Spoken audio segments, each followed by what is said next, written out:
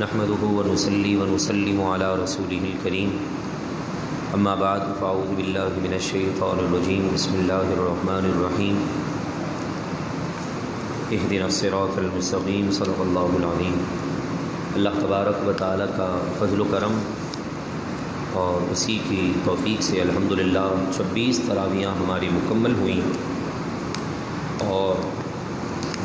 سورہ الم نشرح کے اختتام تک ہم نے سماعت کر لیا۔ دعا کرتے ہیں اللہ تبارک و تعالیٰ قرآن کی آیتوں کی برکتیں ہم سب کو نصیب فرمائیں اور رب العالمین ان آیتوں کے صدقہ اور طفیل مسلمانان عالم کی تمام مشکلات کو آسان فرمائیں۔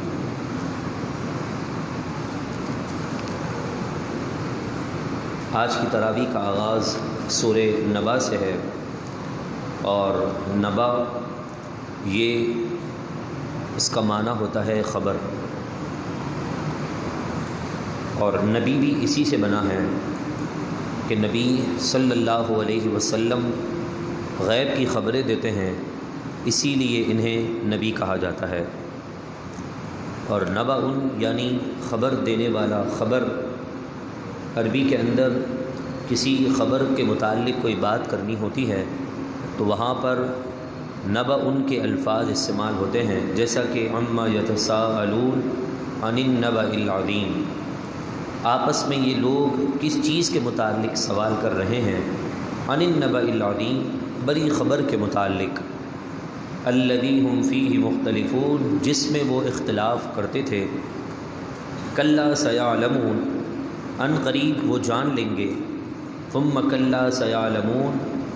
تو وہ ان قریب، پھر وہ ان قریب ضرور جان لیں گے۔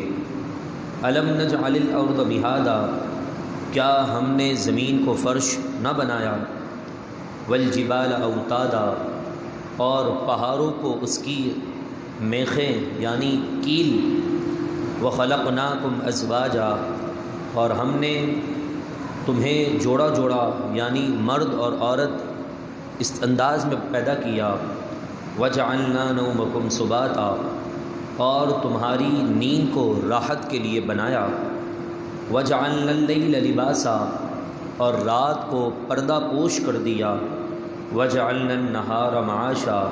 اور دن کو بنایا روزی کمانے کے لیے، وبنینا فوقکم سبعا شدادا، اور تمہارے اوپر 7 مضبوط آسمان بنا دیے، وجعلنا سراجا وہاجا، اور ہم نے سورج کو نہایت چمکتا چراغ بنایا، وانزلنا من المعصرات ماء ثجاجا،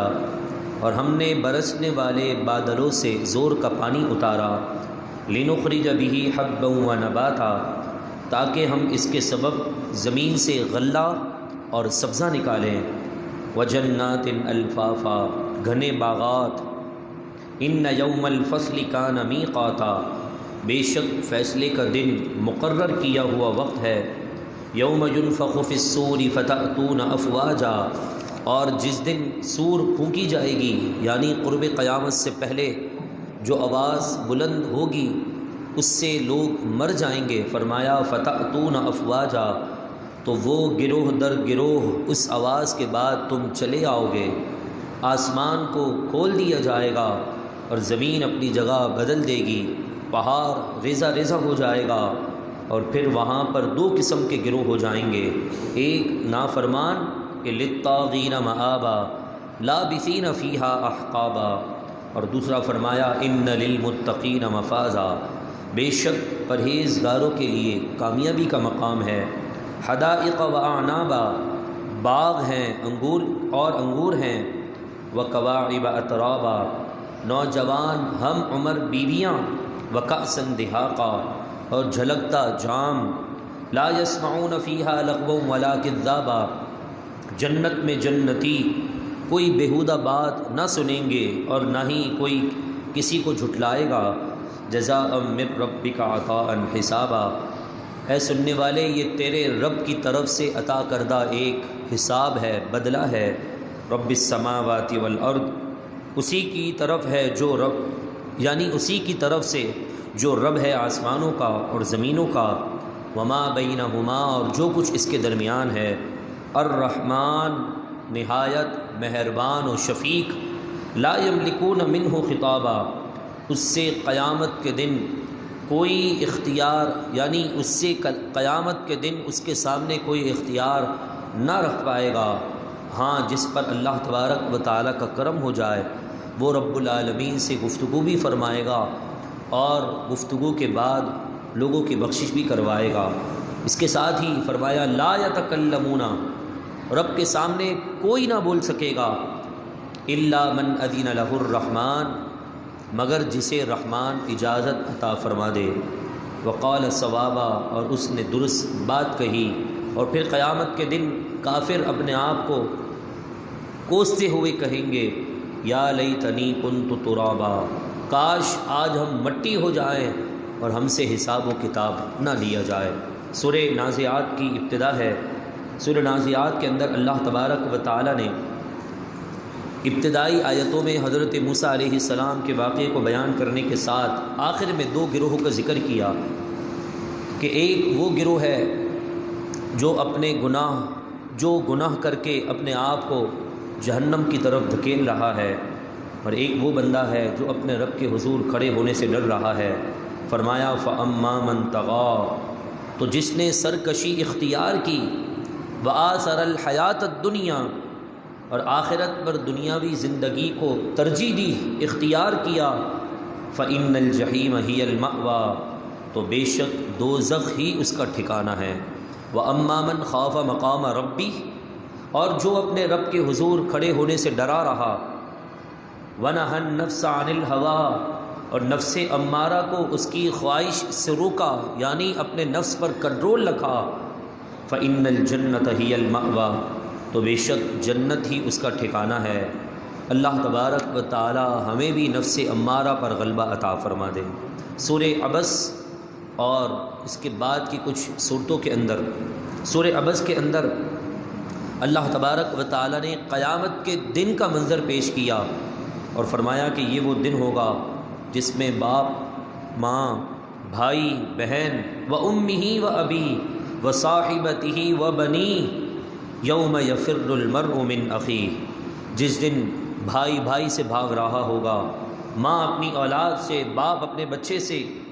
اور وصاحبتہ وبنیہ، انسان اپنے بیوی سے، اپنی بیٹیوں سے، ہر شخص کو اپنی پڑی ہوگی۔ لیکن اس دن بھی اگر کسی کو کسی کی فکر ہوگی تو وہ محمد الرسول اللہ کی ذات ہوگی جو اپنے امتیوں کی فکر رکھے ہوئے ہوں گے۔ اور پھر سورہ شمس، سورہ تکویر، سورہ انفطار، سورہ مطففین، اور اس کے بعد سورہ انشقاق، ان چاروں صورتوں میں ایک ہی عنوان کو مختلف الفاظ کے ساتھ بیان کیا گیا، جیسا کہ فرمایا گیا کہ جب قرب قیامت کا وقت ہوگا سورج پلٹ جائے گا، ستارے جھڑ جائیں گے، پہاڑ چلنے لگ جائیں گے، اور اسی طرح 10 مہینے کی حاملہ اونٹنیاں بیکار لوگ چھوڑ دیں گے، جب وحشی جانور جمع کیے جائیں گے، سمندر بھڑکتا ہوا آگ کی طرح گرم پانی پھینکنا شروع کر دے گا۔ اور ساتھ ہی ساتھ سورہ انفطار کے اندر بھی کچھ یہی بات فرمائی کہ اذا السماء انفطرت، جب آسمان پھٹ جائے گا، وَإِذَا الْكَوَاكِبُ انتَثَرَتْ، ستارے جھڑ جائیں گے، وَإِذَا الْبِحَارُ فُجِّرَتْ، جب سمندر اپنی جگہ سے بہا دیا جائے گا، وَإِذَا الْقُبُورُ بُعْثِرَتْ، اور جب قبریں کھول دی جائیں گی، عَلِمَتْ نَفْسٌ مَّا قَدَّمَتْ وَأَخَّرَتْ، اس وقت ہر بندہ جان لے گا کہ اس نے اس عظیم دن کے لیے کیا تیاری کی ہے۔ یا ایھا الانسان، اے انسان، ما غرک بربک الکریم، کس چیز نے دھوکے میں ڈال دیا اب تجھے اپنے رب کریم سے کہ تو اپنے رب کریم کی طرف پلٹنے کے بجائے دنیا کے پیچھے بھاگ رہا ہے۔ الذی خلقک فسواک فعدلک، وہ جس نے تجھے پیدا کیا اور درست بنایا، فی ای صورت، بہترین صورت جس میں چاہا، شاء رکبک، تجھے جوڑ دیا۔ کلا بل تکذبون بالدین، حق یہ ہے کہ تم بدلے کے دن کو جھٹلاتے ہو۔ وَإِنَّ عَلَيْكُمْ لَحَافِظِينَ كِرَامًا كَاتِبِينَ، تم پر 2 نگہبان مقرر کر دیے جنہیں کرامن کاتبین کہا جاتا ہے۔ وہ تمہارے ہر چیز کو تحریر کر رہے ہیں، یعلمون وہ جانتے ہیں، ما تفعلون جو تم کام کر رہے ہو۔ تب تمہارے اعمال ہوں گے اچھے تو ان الابرار لفی نعیم، بے شک نیکی کرنے والے ضرور جنت کی راحتوں میں ہوں گے، وان الفجار لفی جہیم، اور بے شک فاسق اور فاجر نافرمان بدکار لوگ ضرور دوزخ میں ہوں گے۔ اور یہ قیامت کا دن ایسا خطرناک دن ہوگا کہ یوم لا تملک نفس لنفس شیئا، یہ وہ دن ہے جس دن کوئی کسی کے لیے کوئی اختیار نہ رکھتا ہوگا۔ آپ کے کام کا حساب آپ کو دینا ہوگا، میں اپنے اعمال کا حساب دوں گا، ہم ایک دوسرے کے اعمال کا حساب و کتاب نہیں دے سکیں گے۔ والامر یومئذ للہ، اور اس دن حکم تو بس صرف اللہ ہی کا چلے گا۔ سورہ مطففین کے اندر بھی اللہ تبارک و تعالی نے اسی عنوان کو بیان کرتے ہوئے ایک بات مزید فرما دی کہ جو بندہ فجار ہوگا، فاجر اس کی جمع ہے فجار، فسق و فجور کہتے ہیں ہم، فجار جو ہوگا وہ زمین کی تہ میں جس طرح آخری حصہ ہے وہاں پر اسے دفن کر دیا جائے گا، یعنی وہ اتنا نیچے ہوگا۔ اور جن کے اعمال بلند ہوں گے، نیکیاں زیادہ ہوں گی، وہ اعلیٰ علیین میں ہوں گے۔ فرمایا کلا ان کتاب الفجار لفی سجین، حق یہ ہے کہ یقیناً کافروں کا اعمال نامہ ساتویں زمین کے نیچے سجین میں ہوگا۔ وما ادراک ما سجین، اور اے سننے والے تجھے کیا معلوم کہ سجین کیا ہے؟ کتاب مرقوم، وہ مہر کیا ہوا ایک نوشتہ ہے۔ ویل یومئذ للمکذبین، اس دن خرابی ہوگی جھٹلانے والوں کے لیے۔ اور پھر فرمایا آگے کہ جی ہاں جو نیک اعمال کریں گے ان کے اعمال کہاں ہوں گے؟ ان الابرار کلا ان کتاب الابرار لفی علیین، حق یہ ہے کہ نیکی کرنے والوں کے اعمال نامے ساتوں آسمان کے اوپر اعلیٰ علیین میں ہوں گے۔ وما ادراک ما علیون، اور اے سننے والے تو کیا جانے کہ یہ اعلیٰ علیین کیا ہے؟ کتاب مرقوم، یہ مہر کیا ہوا ایک نوشتہ ہے، یعنی ایک تحریر ہوگی کہ انسان کے اعمال اچھے آسمانوں کی بلندی میں ہوں گے۔ یشہدہ المقربون، جس پر حاضر رہتے ہیں اللہ کے مقرب بندے۔ ان الابرار لفی نعیم، بے شک نیکی کرنے والے ضرور راحت میں ہوں گے۔ اور پھر مجرموں کا ذکر کیا اور یہ بھی فرما دیا کہ مجرم لوگ بڑے ہی ناکام اور بے مراد ہو جائیں گے۔ اللہ تبارک و تعالی ہمیں بھی ایسے اعمال کی توفیق دے کہ قیامت کے دن ہمارے اعمال بھی اعلیٰ علیین میں شامل ہو جائیں۔ پھر اللہ رب العالمین نے سورہ انشقاق میں قیامت کے عظیم ذکر کو واپس دہراتے ہوئے ہمیں تنبیہ کی کہ اس دن کے بڑے ہولناک دن کے لیے تم تیاری کر لو۔ اذا السماء انشقت، جس دن آسمان پھٹ جائے گا۔ وَأَذِنَتْ لِرَبِّهَا وَحُقَّتْ، اور اپنے رب کا حکم مانے، اور یہ ماننا ہر ایک پر لازم حق ہے۔ وَإِذَا الْأَرْضُ مُدَّتْ، جب زمین دراز کر دی جائے گی۔ وَأَلْقَتْ مَا فِيهَا، اور جو اس کے اندر ہے وہ سب باہر آ جائے گا۔ وَتَخَلَّتْ، اور زمین خالی ہو جائے گی۔ وَأَذِنَتْ لِرَبِّهَا وَحُقَّتْ، اپنے رب کا حکم مانے اور یہ اس پر حق ہے۔ یا ایھا الانسان، اے آدمی، انک کادح الی ربک کدحا فملاقی، بے شک تو اپنے رب تک پہنچنے میں بہت مشقتیں کر رہا ہے، مشقت برداشت کر رہا ہے۔ فملاقی، کہ تجھے اس سے بہت جلد ملنا ہے۔ پھر فرمایا کہ جس کے اعمال نامے سیدھے ہاتھ میں دیے جائیں گے، فسوف یحاسب حسابا یسیرا، ان قریب اس کا بہت آسان حساب ہو جائے گا۔ وینقلب الی اہلہ مسرورا، اور وہ سیدھے ہاتھ میں ملنے والا جسے نامہ اعمال سیدھے ہاتھ میں ملے گا، وہ شخص اپنے گھر والوں کی طرف، اپنے رشتہ داروں کی طرف خوشی خوشی پلٹ جائے گا۔ اور وَأَمَّا مَنْ أُوتِيَ كِتَابَهُ وَرَاءَ ظَهْرِهِ، اور جس کا اعمال نامہ اس کی پیٹھ کے پیچھے سے دیا جائے گا، الٹے ہاتھ میں، فَسَوْفَ يَدْعُو ثُبُورًا، ان قریب وہ اپنی ہلاکت میں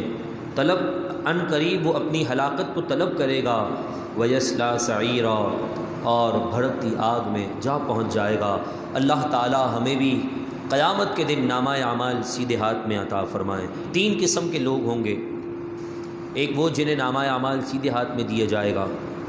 ایک وہ جنہیں نامہ اعمال الٹے ہاتھ میں دیا جائے گا، اور پھر ایک وہ ہوں گے کہ جنہیں نامہ اعمال الٹے ہاتھ میں تو ملے گا مگر کمر سے ان کا ہاتھ اندر ڈال کر سینے کی جانب سے نکال کر ان کے ہاتھ میں رکھا جائے گا۔ یہ سب سے بدترین لوگ ہوں گے۔ اللہ تعالی محبوب کے نام کی برکت سے ہمیں بھی نامہ اعمال سیدھے ہاتھ میں عطا فرمائیں، اور جو بلا حساب و کتاب جنت میں جانے والے ہزاروں لوگ ہیں رب العالمین ان میں ہمارا نام شامل فرما دے۔ سورہ بروج اور سورہ طارق، اس کے اندر بھی کچھ اسی طرح کے قیامت کے منظر کو پیش کیا گیا، اور پھر ساتھ ہی ساتھ سورہ اعلیٰ کے اندر رب العالمین نے اپنی کبریائی اور اپنی عظمت اور شان کو بیان کرتے ہوئے فرمایا سبح اسم ربک الاعلیٰ، پاکی بیان فرمائیے اپنے رب کے نام کی جو سب سے بلند ہے۔ الذی خلق فسوی، وہ جس نے تمہیں درست کیا، والذی قدر فہدی، جس نے اندازہ مقرر فرمایا، ہدایت فرمائی، اس رب تعالیٰ کی تم بندگی میں لگ جاؤ اور اسی کو راضی کرنے کا اپنی زندگی کا مقصد بنا لو۔ سورہ غاشیہ کے بعد سورہ فجر کی ابتدا ہے، اور سورہ فجر وہ بابرکت سورت ہے کہ فجر کی نماز کے بعد اگر اس کو پڑھا جائے، اس کی عادت بنا لی جائے، تو اس سورت کی برکت سے اللہ تعالیٰ پورے دن امن اور عافیت انسان کو عطا فرماتا ہے۔ اس کے آخر میں اللہ تبارک و تعالیٰ نے نیک لوگوں کا ذکر کیا۔ سیدنا امیر حمزہ رضی اللہ تعالیٰ عنہ جب شہدائے یعنی جب میدان احد میں شہید ہو گئے، تو اس وقت یہ آیت اتری اور فرمایا کہ یا ایتھا النفس المطمئنہ، اے نفس مطمئنہ، ارجعی الی ربک، لوٹ آ اپنے رب کی طرف، راضیۃ مرضیہ، اس حال میں کہ تو بھی اس سے راضی ہے اور وہ رب بھی تجھ سے راضی ہو چکا ہے۔ فادخلی فی عبادی، پھر میرے خاص بندوں میں شامل ہو جا، وادخلی جنتی، اور میری جنت میں داخل ہو جا۔ 3 نفس ہیں، نفس امارہ 13ویں پارے میں جس کا ذکر وما ابرئ نفسی ان النفس لامارۃ بالسوء، نفس امارہ، اور ایک ہے نفس لوامہ جس کا ذکر ہم نے کل تلاوت میں سماعت کیا، لا اقسم بیوم القیامہ ولا اقسم بالنفس اللوامہ، اور تیسرا ہے نفس مطمئنہ کہ یا ایتھا النفس المطمئنہ۔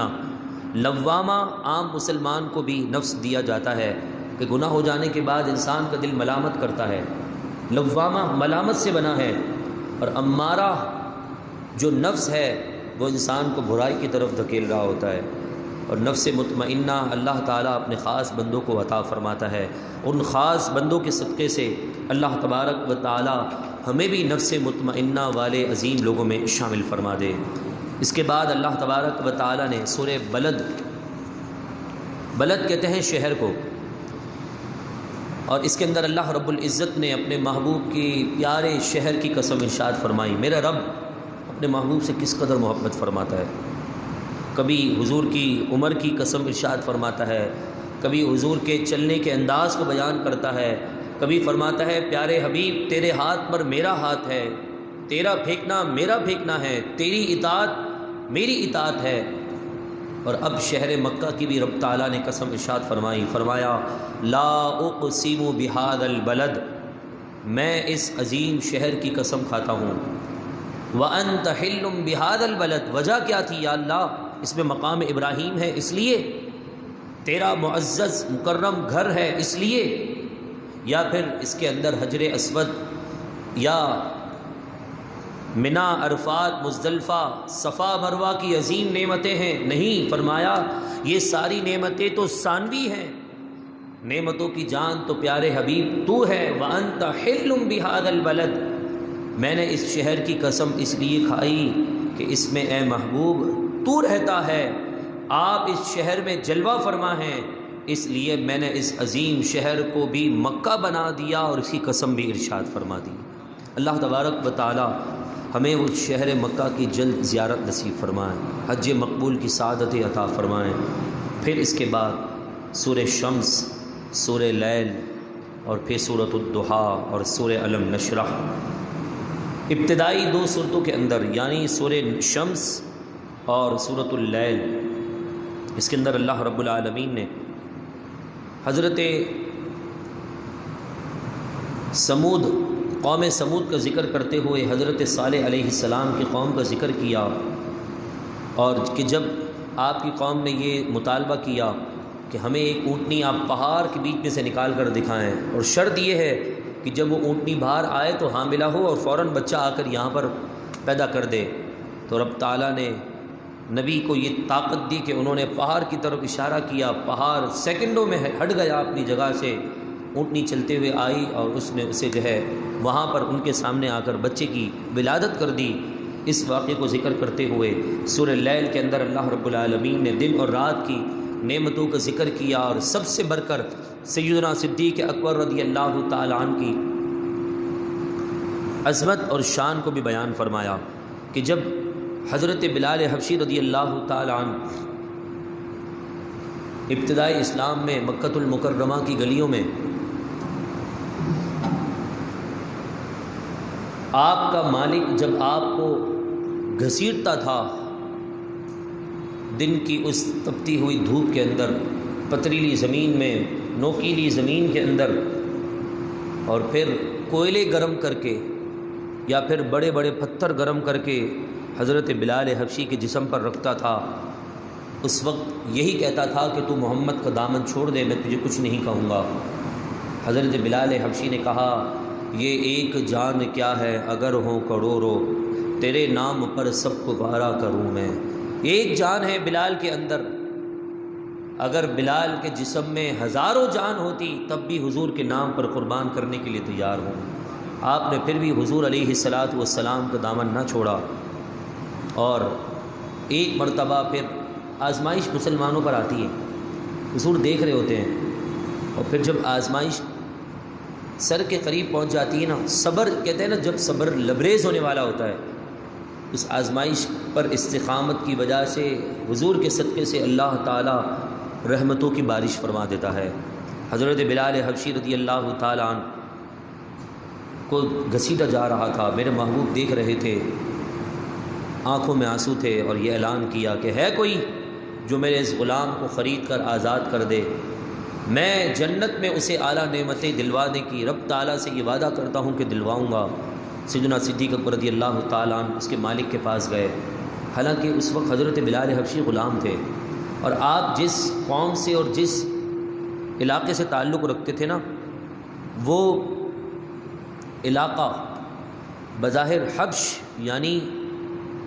کالے رنگ کا تھا، اور ان غلاموں کی اتنی قیمت نہ ہوا کرتی تھی، لیکن حضور کی بات تو پھر بات ہی الگ ہی ہے۔ سیدنا صدیق اکبر رضی اللہ تعالی عنہ اس کے مالک کے پاس گئے اور کہا اس کو بیچو گے؟ کہا تم خرید نہیں سکوگے۔ کہا کتنے میں؟ اس نے منہ مانگی رقم مانگی، یعنی کہی سیدنا صدیق اکبر رضی اللہ تعالی عنہ نے منہ مانگی رقم دی، بلال کو اپنے قریب کیا، اور بلال کو خرید کر کے ساری دنیا کو گواہ بناتے ہوئے کہا کہ ابو بکر نے محبوب کی محبت میں بلال حبشی کو آزاد فرما دیا ہے، آزاد کر دیا۔ لوگوں نے باتیں بنانا شروع کر دی، لگتا ہے بلال کے خاندان والوں نے ابو بکر کے خاندان پر کوئی احسان کیا ہوگا، تبھی یہ تو اتنی چھوٹی سی قیمت کے آدمی کو اتنی ہزاروں کی قیمت میں خرید لیا۔ قرآن نے جواب دیا، فرمایا لا یصلاھا الا الاشقی الذی کذب وتولی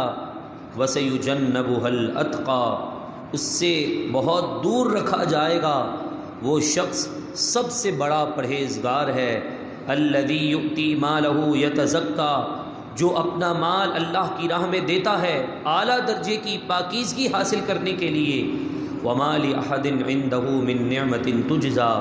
اور اس پر کسی کا کچھ احسان نہیں کہ جس کا بدلہ وہ اتار رہا ہو، الا ابتغاء وجہ ربہ الاعلی، وہ اپنا مال اللہ کی رضا کے لیے،